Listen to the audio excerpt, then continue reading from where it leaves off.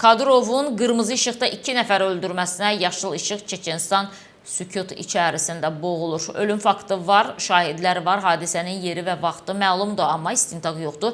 Cinayət işi başlanmayıb, məsuliyyət daşıyan da yoxdur. Söhbət Çeçenistan lideri Ramzan Kadyrovun 3-cü oğlu 18 yaşlı Adam Kadyrovun kortejinin iştirakı ilə baş vermiş və 2 nəfərin ölümü ilə nəticələnmiş yol nəqliyyat hadisəsindən gedir.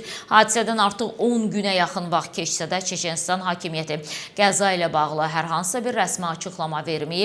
Nə hüquqi sənədlərdə, nə də istintaq reyestrində qəza sadəcə yoxdur.